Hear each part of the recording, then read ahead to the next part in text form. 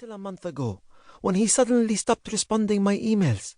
Now my breast is heaped with an obstinate unease. Has he been kidnapped by the CIA and taken to Guantanamo Bay, draped in an orange coverall? Has he been abducted by the Mossad? Is he a prisoner of Nestlé in retaliation for his revealing photographs of their slave-like factories in Paraguay?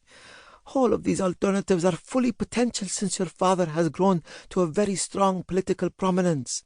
Since his relocation from Sweden, his photographic career has been glistened to a goldish success. In recent years, he has toured the world around with his camera as a political weapon. His lodgings are localized in a luxurious loft in New York. His bookshelves are occupied by intellectual contemporary literature, and his time is passed with global world improvers like the Dalai Lama and Bruce Geldof. On free evenings, he takes part in peace conferences or gallops the avenues in his violet Mercedes 500 SL with leather upholstery and an interactive rain dryer. Write me.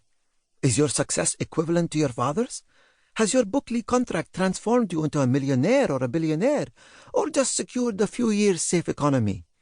Are literary equilibrists like Stephen King and Dan Brown close friends, or just formally acquainted colleagues? How much muff can one stuff as a soon-to-be-published author? Are you offered perfume panties daily in correspondence? Please respond me when time is accessible to you. I, too, have had literary dreams.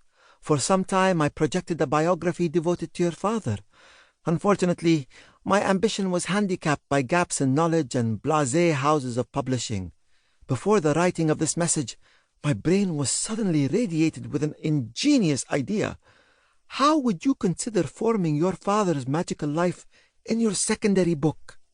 Let us collide our clever heads in the ambition of creating a biography worthy of your prominent father. Let us collaborate in the production of a literary master opus that attracts a global audience, numberless Nobel Prizes, and possibly even an invitation to Oprah Winfrey's TV studio. Correspond me very soon your positive response. You will not condole yourself. Your newly found friend, Kadir. P.S. In order to moisten your interest in my proposition, I am attaching 2 Word documents.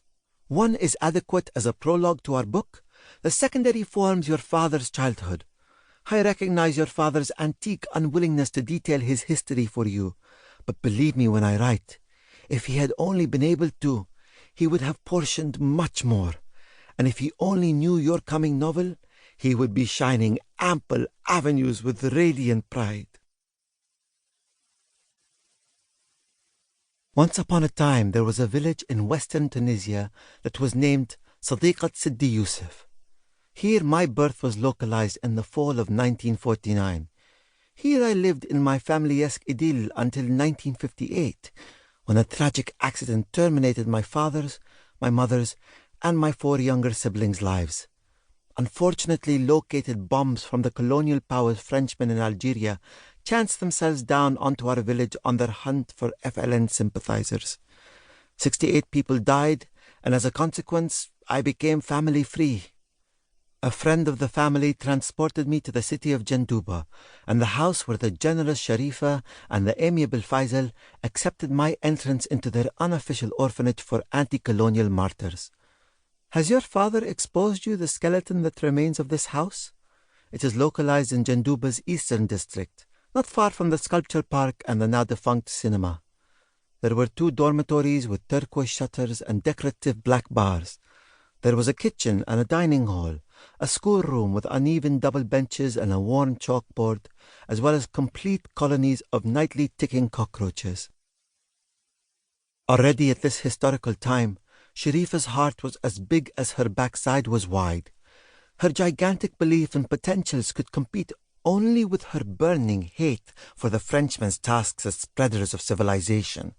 Faisal, Sharifa's husband, was a timid village teacher who, as compensation for his inability to sexually reproduce, had authorized his wife's care of solitary martyred children. My lodging was partaken with the large Musli brothers Dib and Sofyan, whose parents had been murdered by the method of attack against FLN terrorists that the Frenchmen comically dubbed des ratonnades, rat hunts. Lodged in the room beside mine was Morda.